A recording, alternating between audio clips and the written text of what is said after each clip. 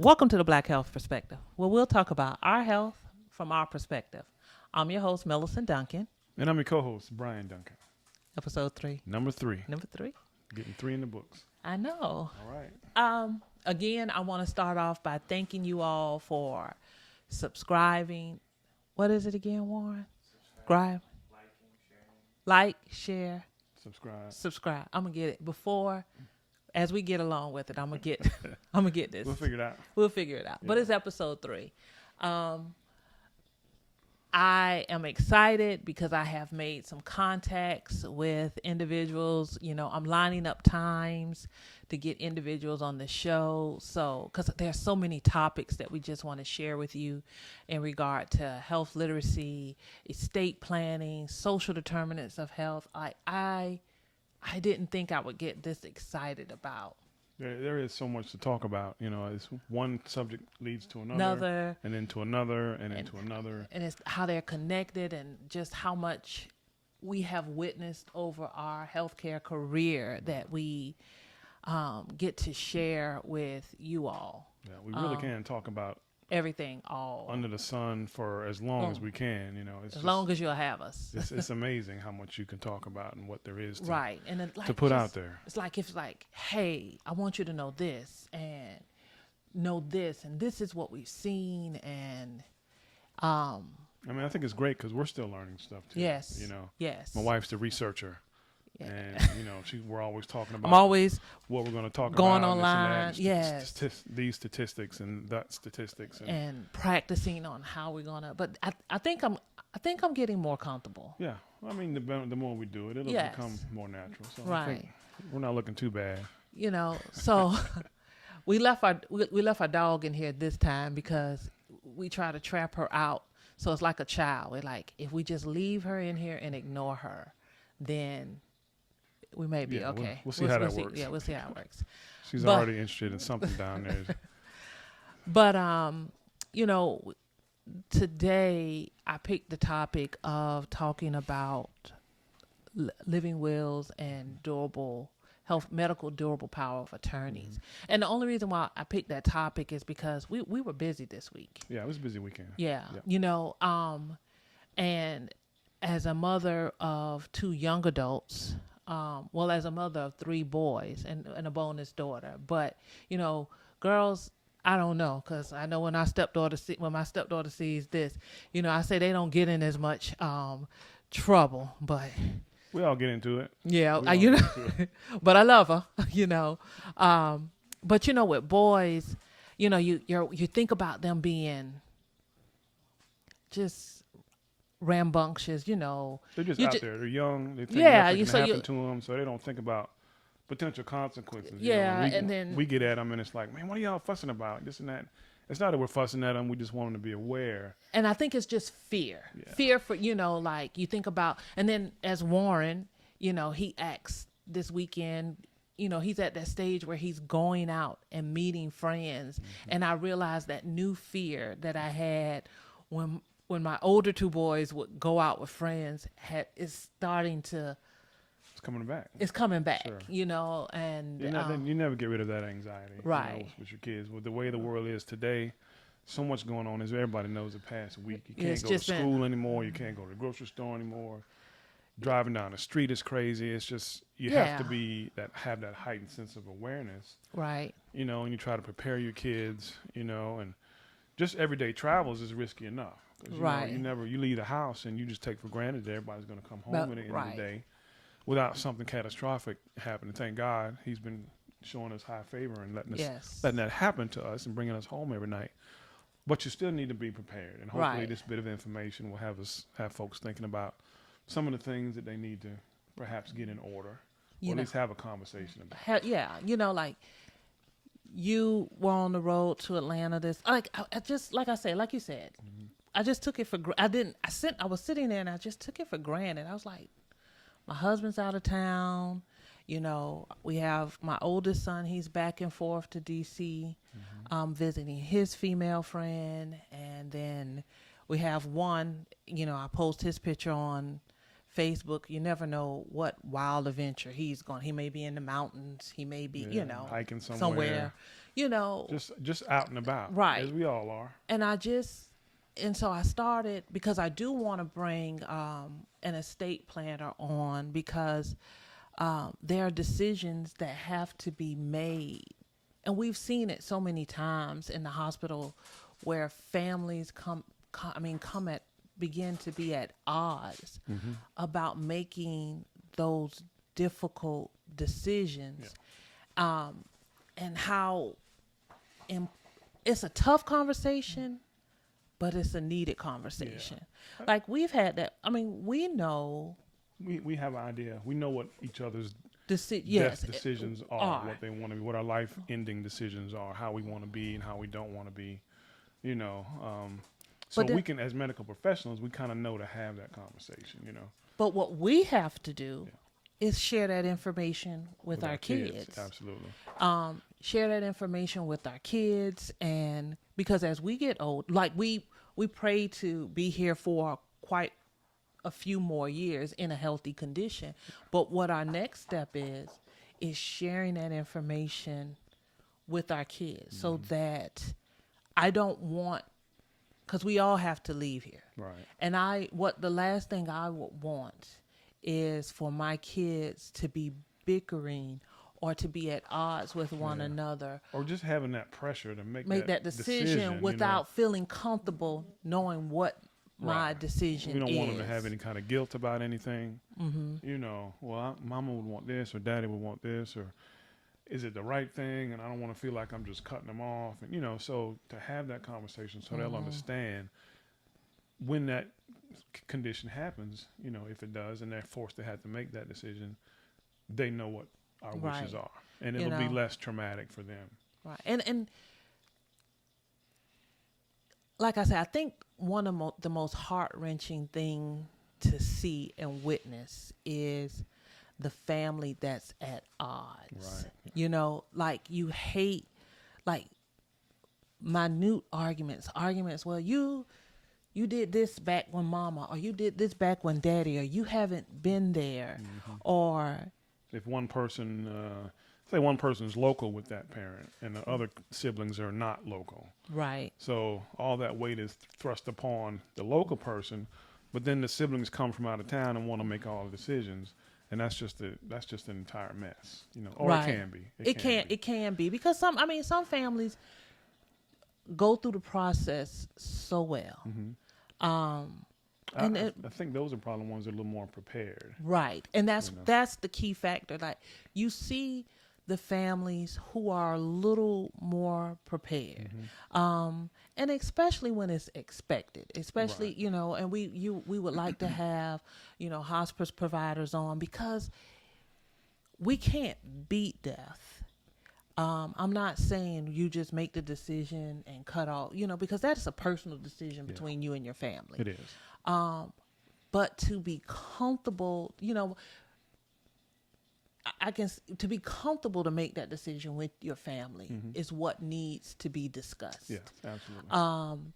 And what I did find, I looked up some estate laws for Georgia, and I looked up durable power of attorney. In Georgia, you can simply get a medical durable power of attorney with 2 witnesses. It doesn't even need to be notarized. Okay. As long as you have that document and have it where individuals can have it, but it has to have 2 witnesses. Right. A lot of times that's a problem in itself, because they'll have that document, they'll have it at home, and but they won't have it at the hospital. Right. And it has to be there at the hospital. Well, it has to be for it to be honored. And it just, if there's a disconnect, then you have this confusion, that can be avoided. You know? And I also don't think that, I think sometimes I'm not going to label this for one race, but I can say sometimes in our community, I see that we will delegate the information we want handled to who we feel is the strongest one. Right. Like if someone is the more emotional one, I'm the only child. So I don't have to, and my mom is married. So the person who will have that conversation with me is her husband. But I don't have siblings who I will have to get in a disagreement with. Right. And then you and your sister. Yeah, I'm a little older than my sister, but I have a medical background. Right. My mother and I have discussed her wishes should something happen to her, and then I can, she talks to my sister pretty regularly. So, whenever that situation arises, if it does, we'll pretty much be on the same page as to what my mother's wishes are. But because I think because there's a comfort level with it. Mm-hmm. And I think it is sometimes uncomfortable to discuss, but it is a well needed discussion. Yeah, it is. Those death decisions are, no matter how well planned they are, no matter how expected it is, it's still tough. It is. It's still tough. And, I couldn't imagine, God forbid, being in that situation, to having to make that, because you'll just have those normal emotions about, man, is this really, it's just tough, So by no means is it an easy thing. But it's still, the conversation has to be had by everybody that's potentially involved, just so you'll kind of be on the same plane. Right. You know what I mean? And like I say, hopefully down the line we can get some estate planners, because there are other things that you need to have in order, especially if you own property, if there's assets, financial power of attorneys that need to be in place, so that once a loved one dies, that there's an easy access to financial statements or banking accounts and things of that matter. Yeah. But I want to bring subject matter experts to discuss topics like that. But let's first start with the basics of just a living will or a doable power of attorney. Understanding when.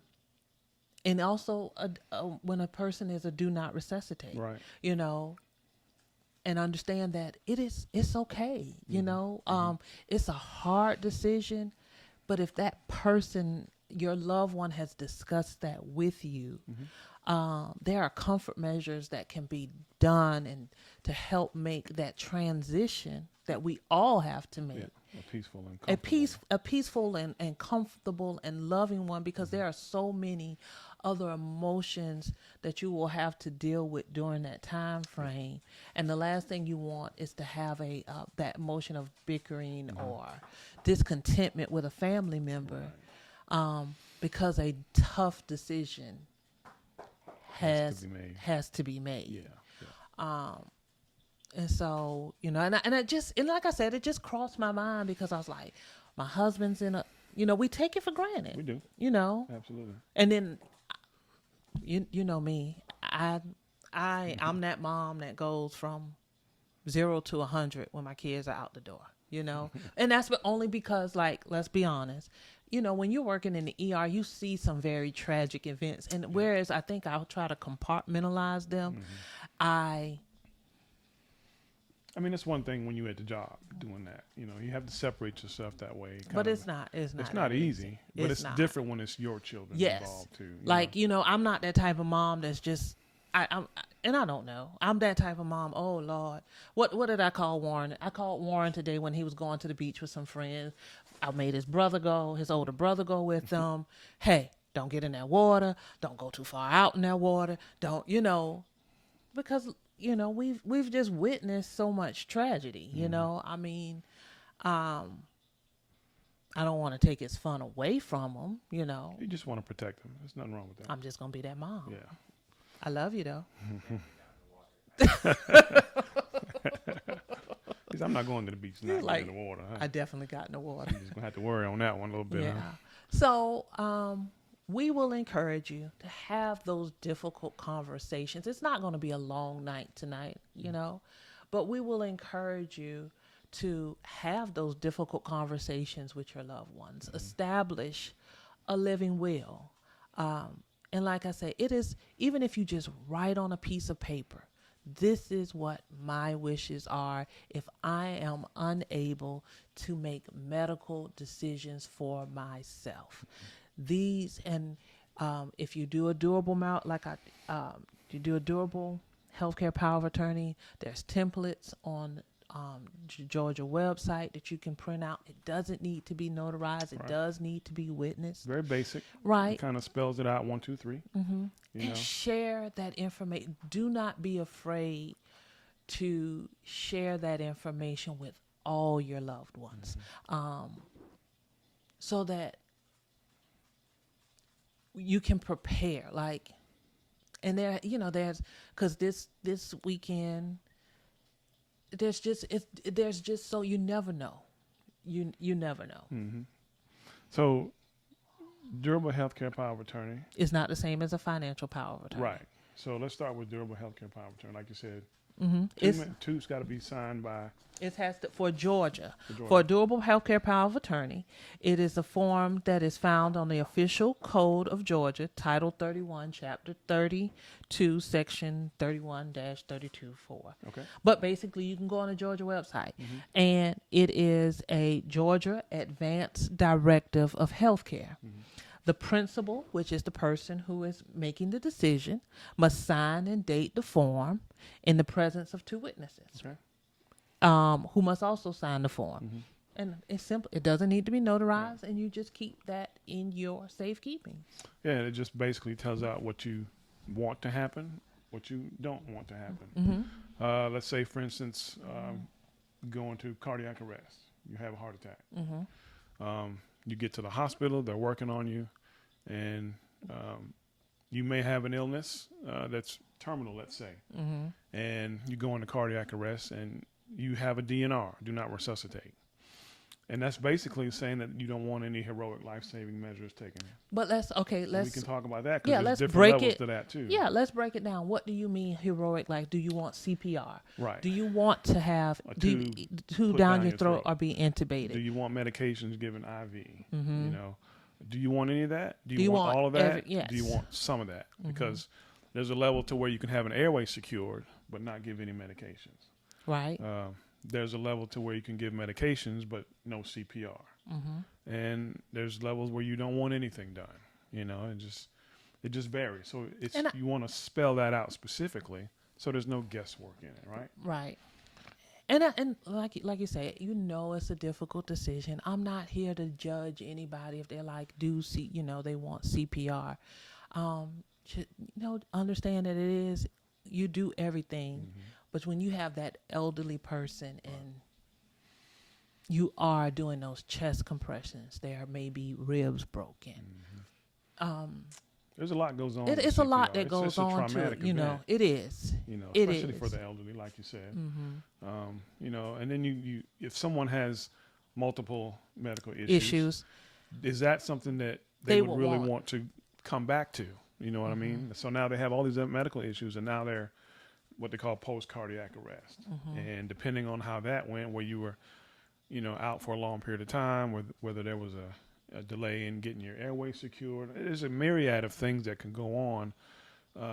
So you can survive a cardiac arrest, but will you be in a better position afterwards? Will your quality of life be any better, or would it be worse? And then, like I say, no one is judging anybody, because it is a tough decision.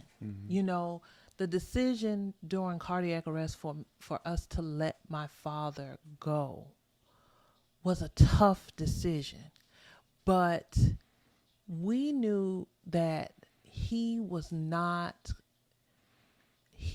want to be in that position. This was a gentleman who loved to drag race, hunt, and so at that time, to see him there just for the presence of me, to see him in the physical form, I knew that is not what he wanted, and we felt at peace because we've had those discussions, and it's okay to have those discussions. Sure. It's important. You know, there's nothing worse than, potentially making a decision that's not what your loved one would want.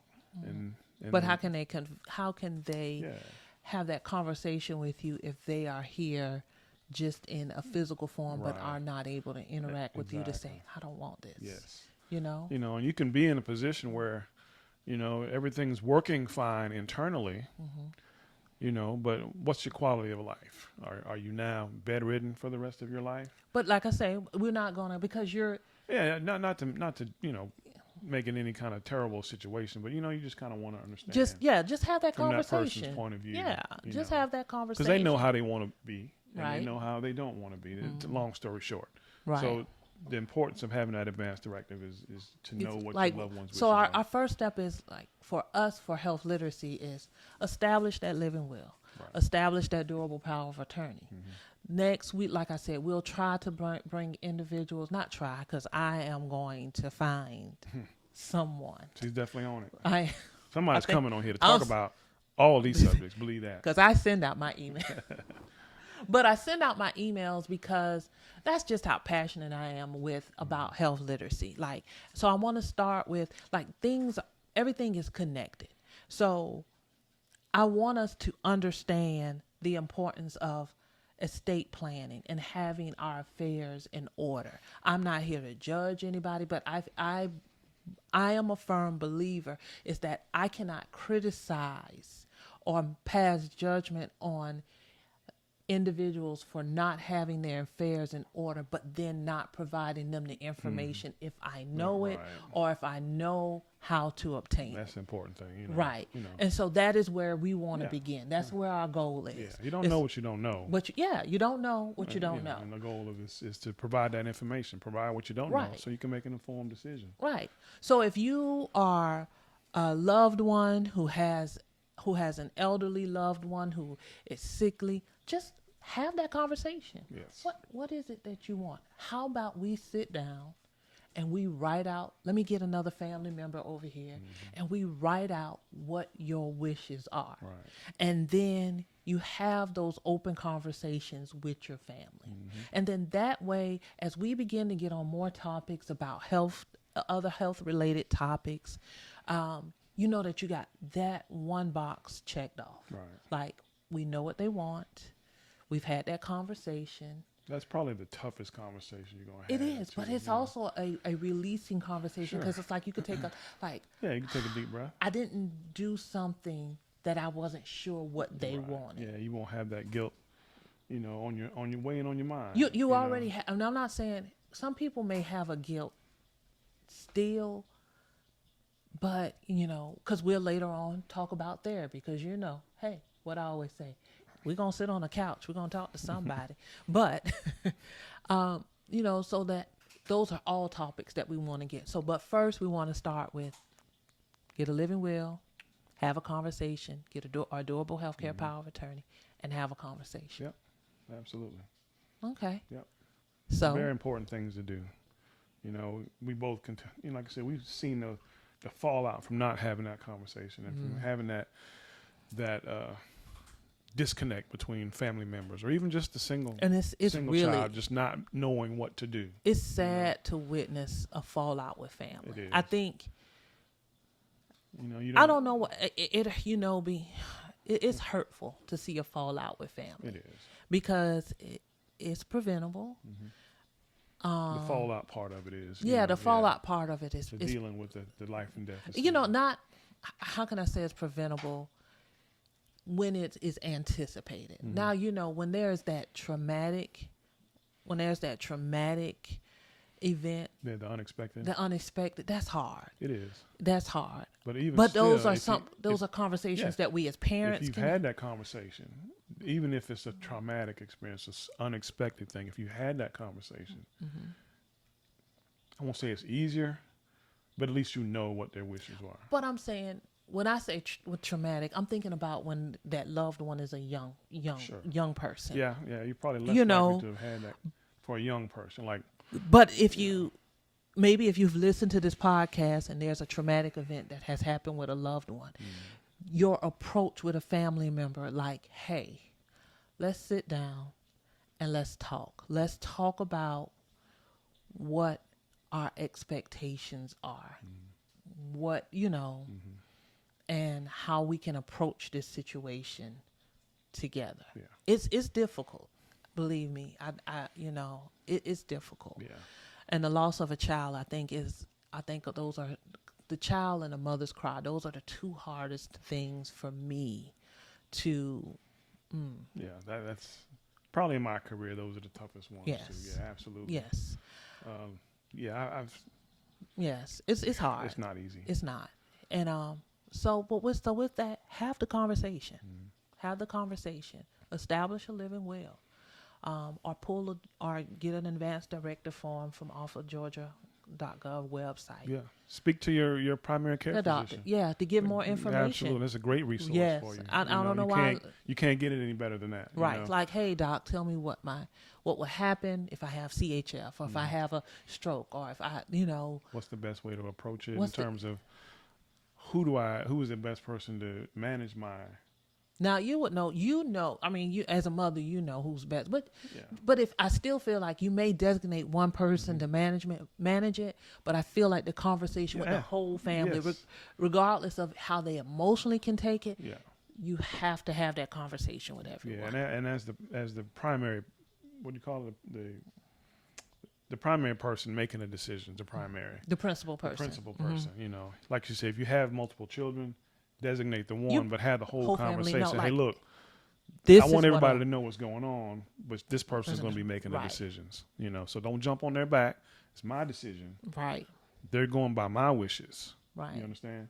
So, but like I said, the whole family needs to be aware. So there's no surprises. Right. And it's not out of the blue in terms of the decisions that's going to be coming forth. Okay. So. Well. Very important. Good job. Thank you. So on to the episode 4. Next week. Next week. So tune in once again. Like, share, subscribe. I think I got it. Is that it? I think. Like, share, and subscribe. Thank you for joining us on the Black Health Perspective. All right. We'll see you next week. See you next week.